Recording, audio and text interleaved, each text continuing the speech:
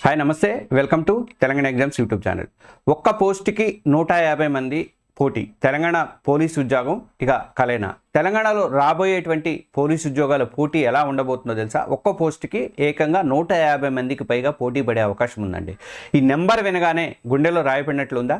అమ్మో, ఇంత కాంపిటీషన్లో మనకెక్కడ వస్తుందిలే అని చెప్పేసి భయపడుతున్నారా? ఒక్క నిమిషం ఆగండి. ఈ పోటీ ఎందుకు ఇంతలా పెరిగింది? అసలు ఈ భీకరమైనటువంటి పోటీలో మీరు నిలబడాలి, ఎలా గెలవాలి, ఎలా నిలబడాలి, ఎలా గెలవాలి అనే దాని మీద ఒక పూర్తి విశ్లేషణ నేను ఇప్పుడు మీకు ఇవ్వబోతున్నాను. ఈ వీడియో చివరిదాకా చూస్తే పోలీసు ఉద్యోగం సాధించాలనేటువంటి మీ కలగానే మిగిలిపోతా లేక నిజం చేసుకోగలరా అనే దాని మీద ఒక క్లారిటీ అయితే మీకైతే వస్తుంది. మిమ్మల్ని భయపెట్టడం అనేది నా ఉద్దేశం కాదు. రియల్ వాస్తవాన్ని మీ ముందుంచి దాన్ని ఎదుర్కొనేటువంటి ధైర్యాన్ని, తర్వాత సరైనటువంటి దారిని చూపించడమే నా యొక్క లక్ష్యం. ఇది మీలో ఇంకెవరైనా మన Telangana exams YouTube channel subscribe చేసుకోకపోతే సబ్స్క్రైబ్ చేసుకొని ఆ పక్కనే ఉన్నటువంటి బెల్ ఐకాన్ కూడా ప్రోత్సహించండి, బెల్ ఐకాన్ కూడా క్లిక్ చేయండి. ఇక కఠినమైనటువంటి వాస్తవం ఏంటంటే పోటీ ఎందుకు ఇంత తీవ్రంగా ఉండబోతుంది ఫ్రెండ్స్? మీరు ఇవాళ పేపర్లో అన్ని పేపర్లో చూసింటారు 7,000 ఉద్యోగాలకి భర్తీకి నోటిఫికేషన్ పడకపోతున్నాయి. మీరు 20,000 ఉద్యోగాల కోసం డిమాండ్ చేస్తున్నారు, కానీ అది సాకారమయ్యే పరిస్థితి ఏం కనపట్లేదు. 7,000 వరకు అయితే తీసుకొచ్చినట్టుగా అయితే మనకి ఇవాళ అన్ని పేపర్లో వచ్చింది. నా పక్కన ఉన్నటువంటి పేపర్ క్లిప్పింగ్లో కూడా మీరు చూసే ఉంటారు. అయితే ఒక్క పోస్ట్కి 150 మంది అనేది గాల్లోంచి వచ్చినటువంటి నేను చెప్పినటువంటి మాట కాదు. దీని వెనుక చాలా ఖచ్చితమైనటువంటి కారణాలు అయితే ఉన్నాయన్నమాట. తెలంగాణ ఏర్పడ్డాక జరిగినటువంటి పోలీస్ రిక్రూట్మెంట్లు అన్నింటినీ కూడా ఒక్కసారి మనం పరిశీలిస్తే గత నోటిఫికేషన్లు చూస్తే 2018లో ప్రభుత్వం ఏర్పడినప్పుడు 2018లో ఇచ్చినప్పుడు నోటిఫికేషన్ ఇచ్చినప్పుడు 1,217 ఎస్ఐ పోస్టులు, 16,285 కానిస్టేబుల్ పోస్టులతో భారీ నోటిఫికేషన్ అయితే వచ్చింది. అప్పటికే దానికి విపరీతమైన పోటీ ఉంది. ఇక 2022లో వచ్చిన నోటిఫికేషన్లో దాదాపు 17,000కు పైగా పోస్టులకు గాను కొన్ని రిపోర్ట్ల ప్రకారం దరఖాస్తు చేసుకున్న వాళ్ళ సంఖ్య 12 లక్షలు దాటిపోయింది. అంటే అప్పుడు కూడా పోటీ ఒక్కో పోస్టుకి సగటున 70 మందికి పైగా చేరిందన్నమాట. మరి ఇప్పుడు పరిస్థితి మొత్తం కూడా మారిపోయింది. ఈ మధ్య వస్తున్నటువంటి వాళ్ళ పేపర్లో వచ్చిన వార్తల ప్రకారం ఏంటంటే ప్రభుత్వం హోంశాఖ పరిధిలో దాదాపు 7,000 పోస్టులను భర్తీ చేయబోతుంది. ఇందులో సుమారు 5,000 పోస్టులు పోలీస్ పోస్టులు ఉండొచ్చు అని చెప్పేసి అంటున్నారు. అంటే గతంతో పోలిస్తే పోస్టుల సంఖ్య అనేది దాదాపుగా సగానికి పైగా తగ్గింది, కానీ నిరుద్యోగుల సంఖ్య మాత్రం తగ్గలేదు, ఇంకా పెరిగింది కూడా చెప్పుకోవాలంటే. గత 2-3 ఏళ్లుగా నోటిఫికేషన్ కోసం ఎదురు చూస్తున్నటువంటి లక్షల మంది, గత నోటిఫికేషన్లో కొన్ని మార్కులతో అవకాశం చేయించుకున్న వాళ్ళు కానీ, కొత్తగా డిగ్రీలు పూర్తి చేసిన యువత కానీ, ఇలా అందరూ కూడా ఈ కొన్ని వేల పోస్టుల కోసం 7,000 పోస్టుల కోసం పోటీ అయితే పడబోతున్నారు. ఈ లెక్కన చూస్తే ఈసారి ఒక్కో పోస్టుకి పోటీ పడే వాళ్ళ సంఖ్య 100 నుంచి 150 వరకు చేరవచ్చు అని చెప్పేసి నిపుణులు అయితే అంచనా వేస్తున్నారు. ఇది తెలంగాణ పోలీస్ రిక్రూట్మెంట్ చరిత్రలోనే అత్యంత తీవ్రమైన పోటీగా నిలిచిపోయే అవకాశాలు అయితే మనకి కనిపిస్తున్నాయి. మరి ఈ తీవ్రతను చూసి భయపడి వెనక్కి తగ్గుదామా, లేకపోతే దీని ఒక సవాలుగా తీసుకొని రెట్టించినటువంటి ఉత్సాహంతో పట్టుదలతో వెళ్ళి కొట్లాడదామా అన్నది ఆ నిర్ణయం తీసుకోవాల్సింది మాత్రం మీరే. ఈ పోటీలో నేను నిలబడగలనా మిమ్మల్ని మీరు ప్రశ్నించుకోండి. సార్, ఇంత పోటీలో నాకు జాబ్ వస్తుందా? ఇప్పుడు మీ అందరి మనసులో మెదిలేటువంటి ప్రశ్న ఇదనమాట. ఈ ప్రశ్నకు నా సమాధానం ఏంటంటే నా దగ్గర కాదు, మీలోనే ఉంది. ఒక్కసారి మిమ్మల్ని మీరు నిజాయితీగా ఈ ప్రశ్నలు వేసుకోండి. మీ ప్రిపరేషన్ ఏ స్థాయిలో ఉంది? ఇప్పుడు 0 నుంచి మొదలు పెడుతున్నారా, లేకపోతే ఇప్పటికే సగం సిలబస్ పూర్తి చేశారా? అదొకటి గమనించండి. ఇక కేవలం పోలీస్ అయితే చాలు అని ఎవరో చెప్తే అప్లై చేస్తున్నారా, లేకపోతే ఈసారి ఎలాగైనా కొట్టాలి అనే కసితో పక్కా ప్లాన్తో మీరు ఉన్నారా? ఇది రెండోది. ఇక మూడోది ఏంటంటే రోజుకి ఎన్ని గంటలు చదువుతారు? ఆ టైంలో మీ ఫోన్ ఎంతసేపు పక్కన ఉంటుంది? సోషల్ మీడియా మీ టైంని ఎంత తినేస్తుంది? యూనిఫామ్ పవరు గ్లామర్ చూసి సినిమాటిక్గా ఫీల్ అయ్యి వస్తున్నారా? ఇది 3 చూసుకోండి. ఇక ఫ్రెండ్స్, పోలీసు ఉద్యోగం అనేది సినిమా లాంటిది కాదు. అదేదో 24 అవర్స్ 24/7 బాధ్యత, సేవ, శాంతి భద్రతలు కాపాడటం కానీ, ప్రజల ప్రాణాలకు ఆస్తులకు కానీ రక్షణగా నిలబడడం అనేది మీ విధి. దీనికి ఒంటి మీద సత్తాతో పాటు బుర్రలో విషయము, గుండెల్లో ధైర్యము, క్రమశిక్షణ ఉండాలి, చట్టం మీద పట్టు ఉండాలి. ఇవన్నీ కూడా మీకు కావాల్సి ఉంటుంది. కేవలం ఆకర్షణతో, యూనిఫామ్ ఆకర్షణతో ఈ ఫీల్డ్లోకి వస్తే మీరు మాత్రం ఎక్కువ కాలం నిలబడలేరు. కాబట్టి ముందు ఈ ఉద్యోగం నాకు సరిపోతుందా లేదా అన్నది మిమ్మల్ని మీరు క్వశ్చన్ చేసుకోండి, మిమ్మల్ని మీరు ప్రశ్నించుకోండి. మీ సమాధానం ఎస్ నేను రెడీ అని అనుకుంటే మాత్రం ఈ పోటీ సముద్రంలో ఎలా ఈదాలి అన్నది నేను చెప్తాను, చూడండి, దాన్ని ఫాలో అయిపోండి.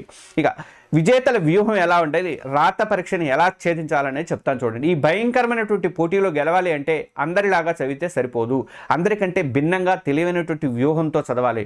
మీ తలరాతను మార్చేది రాత పరీక్షే. ప్రిలిమ్స్ మెయిన్స్ రెండింటిలో కూడా అదరగొడితేనే మీ పేరు ఫైనల్ లిస్ట్లో అయితే ఉంటుంది. ఇక సిలబస్ మీద పట్టు సాధించండి. సిలబస్ను గుడ్డిగా బట్టి పట్టొద్దు, దాన్ని విడదీసి విశ్లేషించుకోండి. ఏ సబ్జెక్ట్కి ఎంత వెయిటేజ్ ఉందో తెలుసుకోండి, అది మెయిన్ అనమాట. ఇక అర్థమెటిక్, రీజనింగ్, పోలీసు ఉద్యోగాల్లో మీ ర్యాంక్ని పూర్తిగా డిసైడ్ చేసేది ఈ రెండే.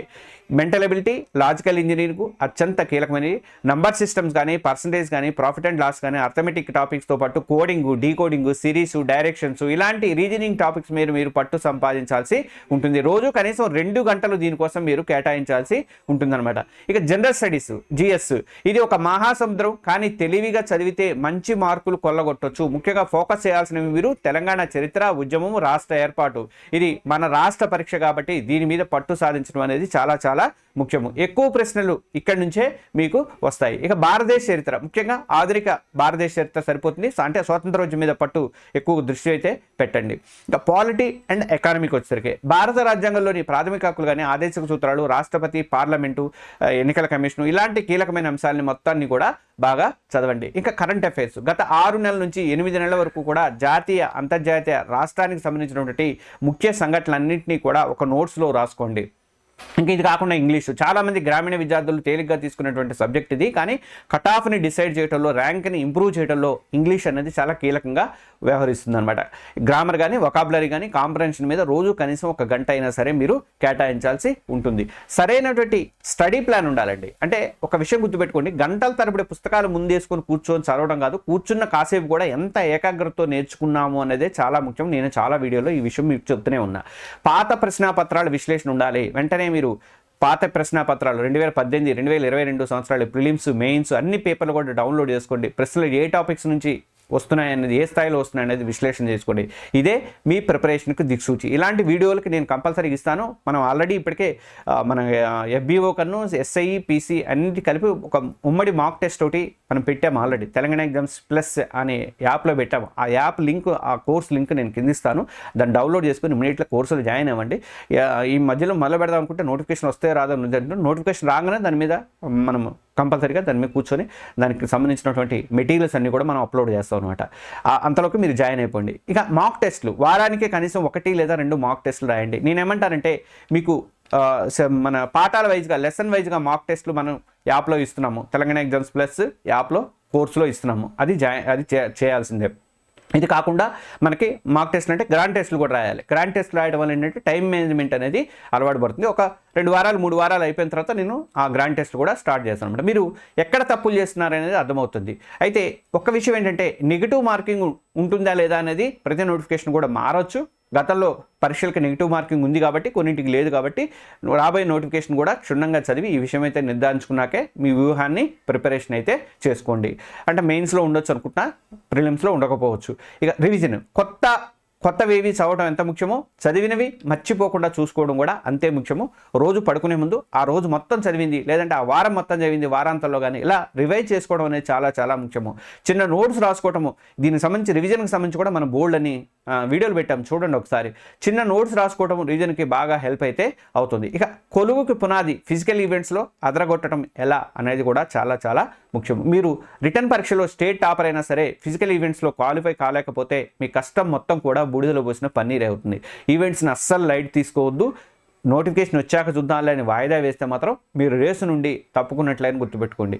జనరల్గా 1600 మీటర్లు పురుషులకు లేదా 800 మీటర్లు మహిళలకు పరుగు, తర్వాత లాంగ్ జంప్ ఉంటుంది, షార్ట్ పుట్, ఇట్లాంటివన్నీ ఉంటాయి కదా. అయితే మీరు అప్లై చేసే పోస్ట్ని బట్టి, జెండర్ని బట్టి కూడా ఈవెంట్స్ మారే ఛాన్స్ కూడా ఉంటుంది. కాబట్టి నోటిఫికేషన్ వచ్చాక అందులోని ప్రతి పాయింట్ని కూడా జాగ్రత్తగా చదవడం అనేది కూడా మీకు బాధ్యత. ఈ రోజు నుంచే మీరు మొదలు పెట్టండి. ప్రతిరోజు కూడా ఉదయం లేదంటే సాయంత్రం కనీసం గంట అయినా సరే గ్రౌండ్లో ప్రాక్టీస్ అనేది స్టార్ట్ చేయండి. మీ స్టామినా పెంచుకోండి. రోజు వాకింగ్, జాగింగ్ చేస్తూ నెమ్మదిగా స్టామినా పెంచుకునే ప్రయత్నం అయితే చేయండి. ఇంకా సరైనటువంటి టెక్నిక్ ఏంటంటే, లాంగ్ జంప్, షార్ట్ పుట్ లాంటి వాటికి పవర్ కంటే కూడా టెక్నిక్ చాలా ముఖ్యము. తెలిసిన సీనియర్స్ లేదంటే కోచ్ సహాయం అయితే తీసుకోండి. యూట్యూబ్లో కూడా మంచి ట్యూటోరియల్స్ ఉన్నాయి, నేను కూడా కొన్ని ఇస్తాను. ఆ తర్వాత ఆహారం, విశ్రాంతి, సరైనటువంటి పోషకాహారం తీసుకోవాలి. తగినంత నిద్ర చాలా అవసరం. జంక్ ఫుడ్లు తినకండి, కారాలు ఎక్కువ మసాలాలు ఉన్నాయి తినకండి, ఆరోగ్యం పాడైపోయే అవకాశం ఉంటుంది. ప్రాక్టీస్ చేసేటప్పుడు గాయాల బారిన పడకుండా జాగ్రత్త పడండి, అది చాలా ముఖ్యము. ఇక వీటన్నిటికంటే కూడా మానసిక స్థైర్యము, చివరి వరకు పోరాటం ఎలా అనేది చాలా చాలా ముఖ్యం. ఈ ప్రిపరేషన్ ప్రయాణం అనేది ఒక యుద్ధం లాంటిది. ఒంటికి సత్తువ ఎంత అవసరమో మనసుకు ధైర్యం కూడా అంతే అవసరము. ఈ ప్రయాణంలో ఎన్నో ఒడిదుడుకులు వస్తాయి.